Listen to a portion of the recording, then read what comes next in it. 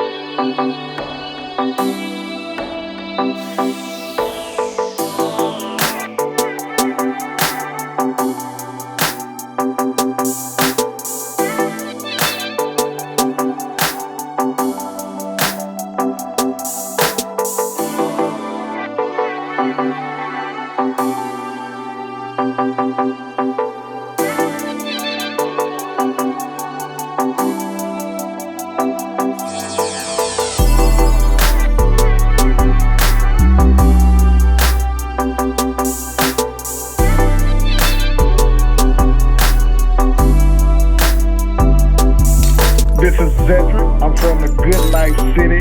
That's Albany, Georgia. And this episode is about Maui.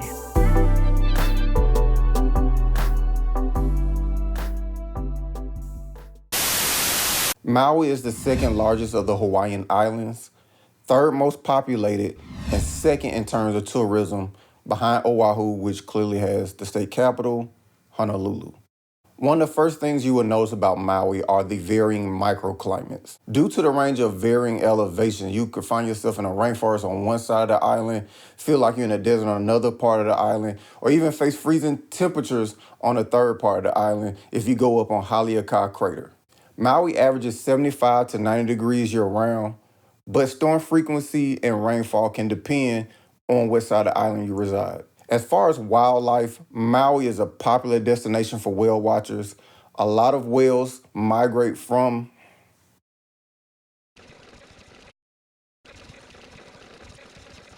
As far as wildlife, Maui is a popular destination for whale watchers. A lot of whales migrate from the Alaskan waters down through. As far as wildlife, Maui is a popular destination for whale watchers.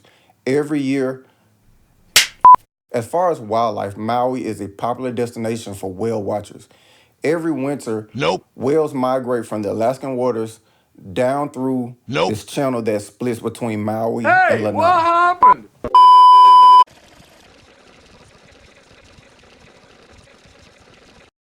Scene one, Apple, take two. You also have sea turtles, tropical fish, dolphins, everything you could possibly imagine that comes with a tropical climate. So why did I end up in Maui? I have 3 reasons. 1, for those of you who do not have a passport, this is a way in which you can leave the country without leaving the country, but still feel like you left the country. The Polynesian culture is still prominent and prevalent. Hawaii back in the day was its own sovereign kingdom until European and American capitalists overthrew it. The kingdom then became a U.S. territory in 1898 and then officially became a state in 1959 alongside Alaska. What's interesting is that back in 93, Clinton actually signed a resolution to apologize for the overthrow of the Hawaiian kingdom on behalf of the United States. I say all this to say that the locals, they still have a vested interest in preserving the culture and the spirit of the Hawaiian kingdom. So though you are in the 50th state, you experience Hawaiian language, Hawaiian culture, Samoan language, Hawaiian Creole, Japanese culture. It's just a blend of all different kind of cultures on those islands. Number 2, though Oahu is the most frequented island for visitors and tourists, Condé Nast Travelers Readers' Choice Awards. All right, let me try that one more time. Hold on.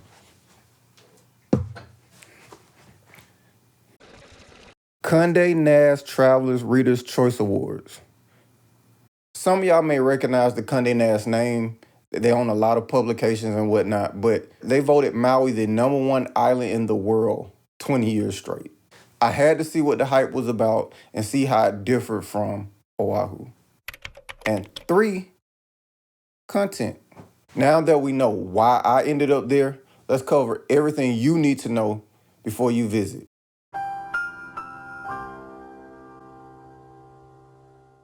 Number 1, bring everything. Baby wipes, sunscreen, everything that you do not want to purchase when you get over there, purchase it before you go. Purchasing a lot of items on the island can be expensive. It's out in the middle of the Pacific. Everything has to be shipped in. So whatever that bottle of sunscreen costs, add a shipping tax on top of it to get it there. And there you got it. That also applies to groceries, food, everything. So one of the ways we buffered the cost was as soon as we landed off the plane, there's a Costco right around the corner from OGG. And we went ahead, bought small items, breakfast items, bottled water, just got a lot of stuff in bulk that you can get, snack items, things like that, protein bars. Therefore, it can help defray the cost on the trip. The cost of living in Hawaii is already kind of expensive, so just be prepared for it when you go out to eat. It's gonna kind of hit you with a small shock. It's not gonna throw you for a loop, but it's a little expensive. Number 2, respect the island. I was talking about sunscreen, but one of the things that you really want to make sure you do is bring in eco-friendly sunscreen, reef-safe sunscreen. Several parts of the island are protected by national park services. Many locals will ask that you do not get in the water or in under those waterfalls with your sunscreen on, because that sunscreen can get into the water table, affect the crops, or affect the coral reef. They have a coral reef that they desperately want to protect, so just keep that in mind. Number 3, transportation. So as far as transportation on the island, you do have Uber and Lyft. But my recommendation, get a rental, either a Jeep or something with a top off, because you gotta be able to take in all this natural beauty out there. Get a car. There's no other basic way to. They do have public transit, but it's kind of centralized to one part of the island. And basically, everyone that was on that island either had a drop top or they had a Jeep. I got a Jeep.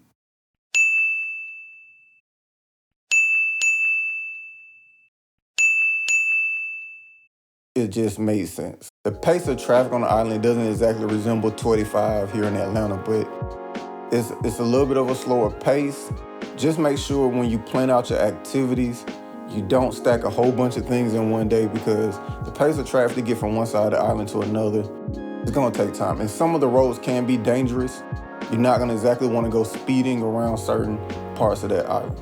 Plus, you have to account for one-lane roads. This part of the parts of the island where the roadways, you literally have a bridge and you have to wait for one to go across before you cross. So just keep those things in mind as far as transportation.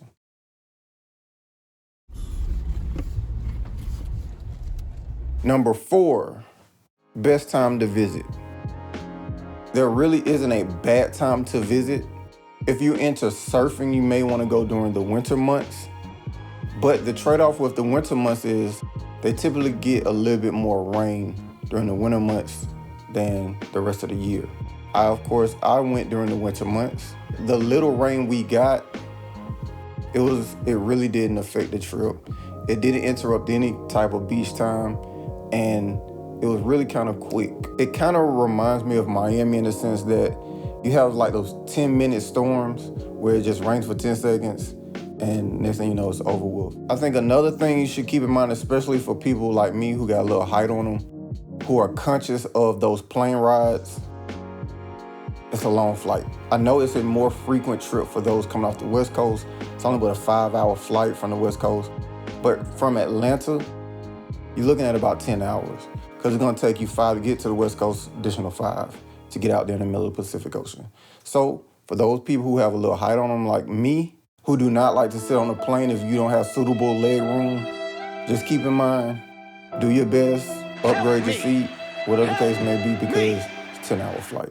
Number 5, where to stay. First of all, my disclaimer for this one is, this is just my opinion. People travel and look for different things on vacation. Some people want to be isolated, some want to be surrounded by a party. So just as a disclaimer, go ahead and do as much research as possible. Find what fits you and what works for you for the type of vacation that you want. With that being said, Maui is split up into 4 regions. You got West Maui, South Maui, East Maui, and the North Shore. OGG Airport is on the North Shore. Most people do not spend too much time on the North Shore outside of Walmart, Target, Costco, car rental places, etc. Very little accommodations or beaches are on the North Shore, so we'll just move on. Paia gets honorable mention. Next, we have West Maui, the most popular region. The greater portion of resorts and condos are all here. The earliest development in terms of hotels and condos all occurred in this region, so there are plenty. Very touristy area. This region is typically sunny and dry. Perfect beach weather year-round. You have Hana, Baby Beach, Kanapali, the Front Street Promenade, a huge famous banyan tree out there. There's just so much out there. It's the typical tourist area, but it's a lot going on. So that is the most popular region when visiting Maui. Next, you have South Maui. South Maui is my value pick, kinda. Wailea can be ritzy. You have the Waldorf Astoria, Four Seasons, etc. But in surrounding areas, as far as South Maui, you can find cheaper accommodations than you would in West Maui. You still get the same great coastline and weather. South Maui is also very sunny and dry. Not as much shopping and upscale dining in this area, but the beaches are definitely less crowded and more accessible. West Maui, you have a lot of hotels on the beach. South Maui, a lot of them are just open public beaches, just where you could just typically just walk across the street and you're good to go. The one caveat though, again, is Wailea. If you really want to shell out some cash, this is what I would call the Beverly Hills of Maui. It's a super lush and manicured area. Finally, we have East Maui. East Maui is the most remote part of the island. Most people only travel to this side to experience the road to Hana. This part looks like a lush rainforest. Probably gets the most rain, but if you're adventurous, you would love it. There aren't as many accommodations on this side of the island, and most rental car companies would not even allow you to travel on some of these roads. We will cover why in a little more detail towards the end of this list. Number 6.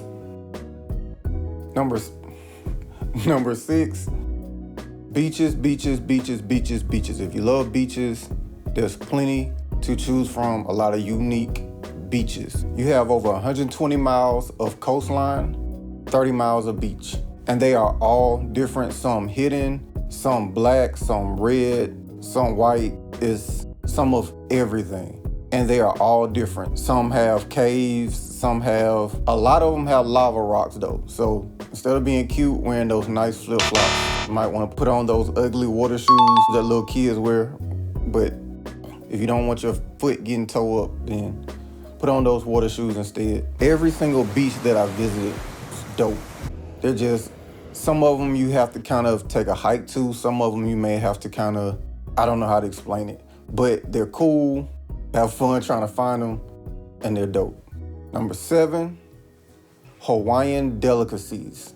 If you're picky about what you eat or what you eat when you're traveling, they do have Subway, Burger King, McDonald's. They do have those type of restaurants that can, appease your palate with something familiar. But in terms of local Hawaiian delicacies, you got poke, poi, lomi, and a lot of pork. Pork. I don't eat pork, but for those who love pork, it is readily available on that island. But there are some popular chains that you do need to hit when you get there. So Teddy's Bigger Burgers, very popular in Hawaii. You got a lot of crazy burger options. You can customize your own. And this was actually my first time ever eating pineapples on a burger. And it was pretty good. All right, we just left Teddy's BB's. It's a Hawaiian burger chain. It's a must stop. Check it out when y'all come out here. So one of the popular delicacies here is shaved ice. And there's no better place than right here. Get your Hawaiian shaved ice. Now this shaved ice is just like a snowball for those New Orleans natives out there. It looks a little different, but I knocked down about 3 of these while I was out there. Honorable recognition goes to the kitchen, also very popular on the island. Number 8. Finding the right luau. Luau, by definition, is a traditional Hawaiian party or feast. So the goal when choosing a luau is to choose an authentic one, preferably one with native Hawaiian food and entertainment. They have become so commercialized because of tourist demand, so I wouldn't be surprised if you see one offered with pizza and fries. It can be very tricky to pick out the right one because there are so many options. Virtually every hotel will host some sort of luau or traditional ceremony on hotel grounds. I searched online to see if I could find the most recommended luau before I even got on the plane. Couldn't find anything. It was just so many options. So we decided to try to get a local's opinion after we land. They recommended the old Hana luau, but it was sold out by the time we got there. We ended up at the Drums of the Pacific. Here are some highlights of the show.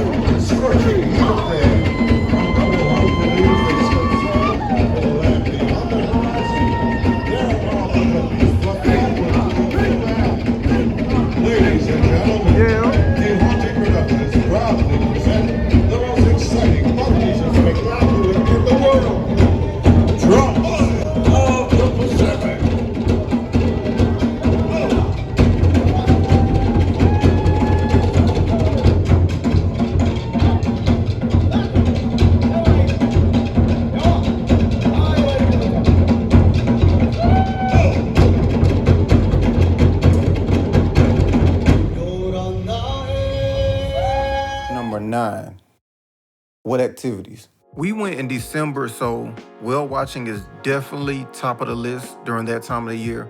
Surfing is also a very popular activity. Cliff diving off of Black Rock. Front Street Promenade is pretty cool. The whole Hana area is cool. There's a lot of history in that region. They have a huge banyan tree that takes up a whole courtyard. We took a submarine trip while we were out on that side of town and got a good close look at the coral reef. You have wine tasting, actually visited a brewery while there. You have the Paia Fish Market, Halekai Crater is dope for hiking, beautiful views, of course booking a luau, shopping. My personal challenge to everyone would be find all of the beaches. Some are considered to be hidden, so that would be my personal challenge. There is no shortage on activities and plenty of beaches. If that's all you wish to do, you could just lay out on the beach all day. There's so many of them. Just enjoy. No matter what you do, just have fun. But don't leave without experiencing the most popular activity of them all, which is also number 10. Number 10, and the final tip, the final thing that you need to know, at least from me, before going to Maui, the Road to Hana. The Road to Hana is a popular tourist attraction and it's also listed on the National Register of Historic Places. But hold up, before I get started, let me start by saying make sure you start early. It can take hours to get from one end to the other. There are many stops, so make sure you're allotted for a full day experience. This stretch of highway has 620 curves, over 60 miles. Some of them are hairpin, some are curves that lead into more curves, some lead into one-lane bridges. You're doing all of this at approximately 1,000 feet above sea level. Before going, some told me it was dangerous, some told me it wasn't a big deal. I'll let you decide from the footage. You have on and off rain on this side of the island and a lot of blind curves. You're driving on the side of a cliff for hours, so yes, mudslides, rock slides are all a possibility. And in case you're wondering, yes, there have been deaths on this route. So why is this route popular then, right? It has many natural wonders, waterfalls, natural pools, amazing views, and beaches. It is indeed an amazing experience. You just can't afford to be careless. Frequent advice that I've heard is pack ginger cubes because, as you can see, it's a lot of twisting. But if you're not up for that, or you're not the most gifted driver, they do have van tours. So, along the way, you have Twin Falls, South Wailua Falls, Garden of Eden Arboretum, Hanamanu Bay, Secret Lagoon, Secret Lava Tube Caves. You have fruit stands along the way, the Kiene Peninsula, Black Sand Beach, Red Sand Beach, the 7 sacred pools. It's too many to list. My advice, Google. Google is your friend. It's like God stashed all the most beautiful natural wonders in this one place. Only certain people can reach it. But I promise they are all worth getting over your possible fear of heights. It's the one must-do activity when coming to Maui, or else you're just cheating yourself. On the back end, there are actual parts that are probably too dangerous, and rental cars will not even allow you to drive on those roads. But other than that, if you stick to the main path, you should have a great time on this adventure.